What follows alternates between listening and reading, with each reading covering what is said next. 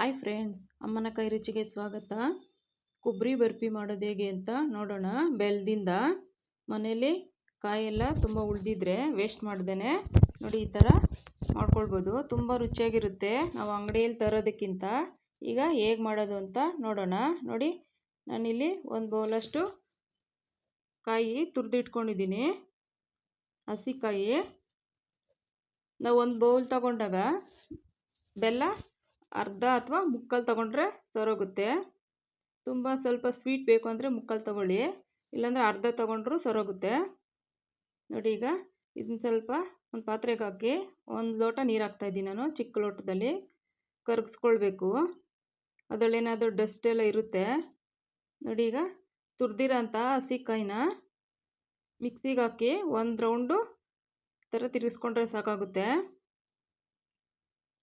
ಸ್ವಲ್ಪ ನೈಸಾಗಿದ್ದರೆ ಚೆನ್ನಾಗಿರುತ್ತೆ ಬರ್ಫಿಗೆಲ್ಲ. ನೋಡಿ, ಈ ಥರ ಬರಬೇಕು. ನೀರೇನು ಹಾಕ್ಬಾರ್ದು, ಸುಮ್ಮನೆ ಕಾಯಿನೇ ಒಂದು ರೌಂಡ್ ಈ ಥರ ಮಾಡಿಕೊಂಡ್ರೆ ಸರೋಗುತ್ತೆ. ನೋಡಿ, ಒಂದು ಬೌಲ್ಗೆ ಹಾಕ್ಕೊಂಡು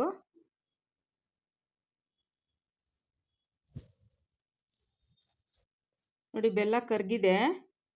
ಕೆಳಗಡೆ ಅದರಲ್ಲಿ ಸ್ವಲ್ಪ ಸ್ವಲ್ಪ ಮಣ್ಣು ಥರ ಎಲ್ಲ ಇರುತ್ತೆ, ಸಣ್ಣ ಸಣ್ಣ ಕಲ್ಲೆಲ್ಲ. ನೋಡಿ, ಬಾಣಲೆ ಇಟ್ಕೊಂಡು ಒಂದು 2 ಸ್ಪೂನ್ ಎಣ್ಣೆ ಹಾಕ್ತಾಯಿದ್ದೀನಿ.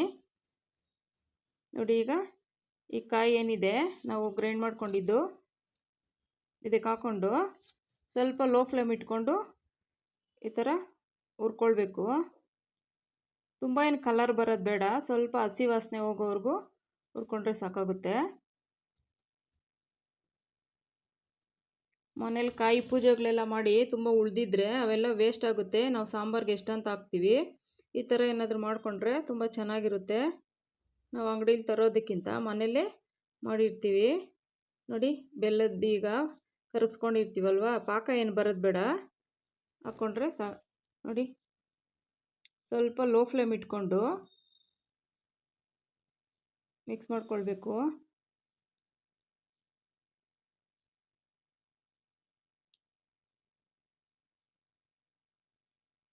ನೋಡಿ, ಇದು ಹಸಿ ವಾಸನೆ ಹೋಗೋವರೆಗೂ ಚೆನ್ನಾಗಿ ಈ ಥರ ಕೈ ಆಡಿಸ್ತಾನೆ ಇರಬೇಕು. ಸ್ವಲ್ಪ ಈ ಥರ ಮಾಡಬೇಕಾದ್ರೆ ಸ್ವಲ್ಪ ದಪ್ಪ ಪಾತ್ರೆ ಇಟ್ಕೊಳ್ಬೇಕು, ಆಗ ತಳ ಹಿಡಿಯಲ್ಲ. ನೋಡಿ, ಗಟ್ಟಿ ಆಗ್ತಾ ಇದೆ, ಆ ನೀರಿನ ಅಂಶ ಎಲ್ಲ ಹಿಂಗಿದೆ. ನೋಡಿ, ಕಲರು ಚೇಂಜ್ ಆಯಿತು. ಅದಾಗಿದೆ ಅಂತ ಗೊತ್ತಾಗುತ್ತೆ, ಕಲರು ಚೇಂಜ್ ಆಗುತ್ತೆ, ಬಾಣಲೆ ಎಲ್ಲ ತಳ ಎಲ್ಲ ಬಿಡುತ್ತೆ.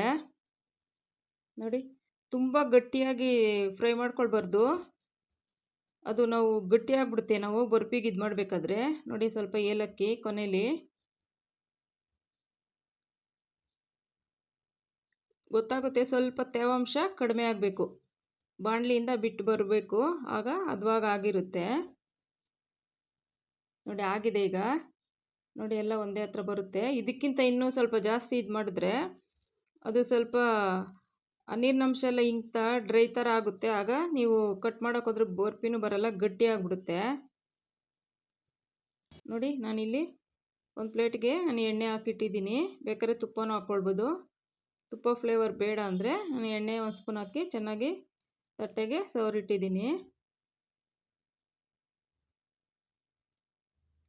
ನೋಡಿ, ಈ ಥರ ಚೆನ್ನಾಗಿ ಈ ಥರ ಪ್ರೆಸ್ ಮಾಡಿ ಒಂದು ಸಮ ಮಾಡಿ ಬಿಡಬೇಕು. ಅದು ತಣ್ಣಗಾದ ಮೇಲೆ ಕಟ್ ಮಾಡಬೇಕು, ಆಗ ಚೆನ್ನಾಗಿ ಬರುತ್ತೆ. ನೋಡಿ, ಕೈಯಲ್ಲೇ ಈ ಥರ ನೀಟಾಗಿ ಪ್ರೆಸ್ ಮಾಡಿದ್ರೆ ಎಲ್ಲ ಈಕ್ವಲಾಗಿ ಸರೋಗುತ್ತೆ.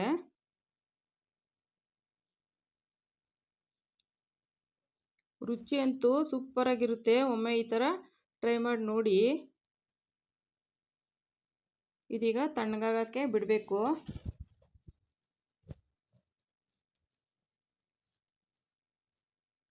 ನೋಡಿ, ಸ್ವಲ್ಪ ತಣ್ಣಗಾಗಿದೆ, ಇನ್ನೂ ಆರಬೇಕು. ನಮಗೆ ಯಾವ ಶೇಪಲ್ಲಿ ಬೇಕಾದರೂ ಈ ಥರ ಪೀಸ್ಗಳನ್ನ ಕಟ್ ಮಾಡ್ಕೊಳ್ಬೋದು.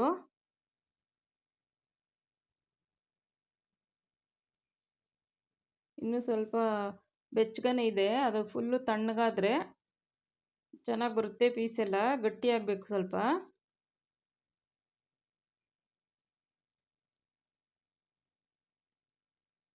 ನೋಡಿ, ನಮಗೆ ಯಾವ ಶೇಪ್ ಬೇಕಾದರೂ ಕಟ್ ಮಾಡಿಕೊಂಡ್ರೆ ಸರೋಗುತ್ತೆ. ಇನ್ನೂ ಸ್ವಲ್ಪ ಹಸಿ ಇದೆ, ಇನ್ನು ಆರಿದ್ರೆ ಇನ್ನೂ ಗಟ್ಟಿ ಬರುತ್ತೆ. ನೋಡಿ, ಯಾವ ಥರ ಪೀಸ್ ಥರ ಬರ್ತಾ ಇದೆ.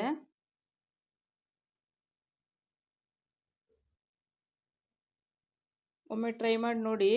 ನಾವು ಮನೆಯಲ್ಲೇ ಈಸಿಯಾಗಿ ಸುಲಭವಾಗಿ, ಏನು ಖರ್ಚೇನಿಲ್ಲ, 2 ಐಟಮ್ ಇದ್ದರೆ ಸಾಕಾಗುತ್ತೆ. ನೀವು ಪೂರ್ತಿ ತಣ್ಣಗಾದ ಮೇಲೆ ಕಟ್ ಮಾಡಿ, ತುಂಬ ಚೆನ್ನಾಗಿ ಬರುತ್ತೆ.